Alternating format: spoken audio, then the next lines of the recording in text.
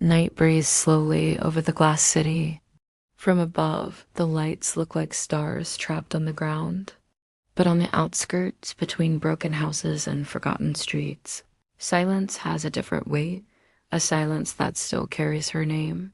Helena. Helena did not die suddenly. She faded like a candle left burning too long in an empty room.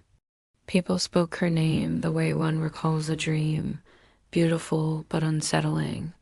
No one knew what really happened that night. Only ashes remained, scattered through the garden, mixed with the soil, waiting for someone brave enough to dig through them again. But Gabriel remembered. He had been the last one to see her alive, and the first to hear her voice whispering from the fire. The flames had not just devoured wood and walls. They had consumed a promise, a life, a love that had never been meant to exist. Years later, on a night when the air smelled of rain and rust, Gabriel returned to where it all had ended. The town looked smaller, older, like it had been trying to forget itself. The land where the house once stood was empty, overgrown with wild grass. In the middle, the soil was still black, as if the fire had never really gone out. Gabriel knelt and touched the earth. The scent rose, faint, familiar, smoke and jasmine. The scent of her. He thought he had escaped it. He changed cities, changed jobs, changed names. But the fire followed him in his dreams, in the faces of strangers, in every mirror that dared to reflect his guilt. Helena was gone, and yet she wasn't. Something moved in the wind. The air shimmered, and he heard a faint sound, metal scraping against stone. Gabriel brushed the ashes aside and found a silver pendant half buried in the dirt. The same pendant he had given her on the night he swore he didn't ever hurt her again. As his fingers closed around it, the ground seemed to breathe. A low hum filled the air, and then a sound impossible to mistake, her laughter. Not memory, presence, the kind of sound that fills the world and empties you at the same time.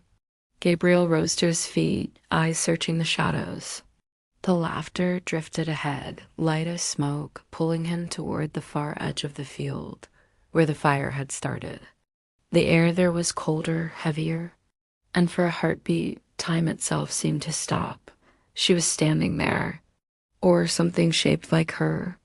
Helena's form was made of cinders and pale light. Her eyes glowed with the color of burnt gold. She didn't speak. She didn't need to. The silence around her said everything. Regret, anger, love that refused to die. Gabriel took one step forward.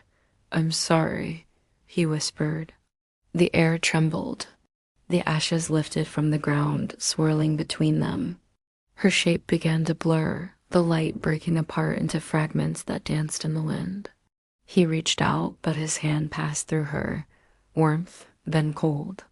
The smell of smoke, and then nothing.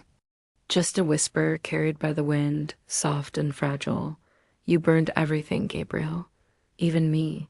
And then she was gone. The wind fell still. The pendant in his hand was cold again. Gabriel sank to the ground and let the night swallow him. For the first time, he didn't fight the memory. He let it burn him from the inside, a quiet fire, the kind that purifies what the world has already destroyed. When dawn came, the field was calm. Smoke rose from the soil in thin, delicate lines, as if the earth was exhaling the last of its ghosts. Gabriel stood there for a long time, watching the light touch the ashes. Somewhere deep inside him, something finally gave way. Maybe forgiveness, maybe surrender, maybe both. He left the pendant buried in the soil where her heart once beat, turned his back to the ruins, and walked toward the rising sun. Behind him, the wind lifted again, carrying the faint sound of laughter, the same melody that had haunted him all these years, a song made of fire and memory. They said later that if you visit the old field at night, you can still smell jasmine in the smoke. Some say it's the scent of what remains when love refuses to die. Others say it's just the earth remembering. But Gabriel knows the truth. Some fires never go out. They just changed the shape of their light. If this story touched you, like the video, share it with someone who loves dark and emotional tales, and subscribe to the channel to get more stories like The Ashes of Helena.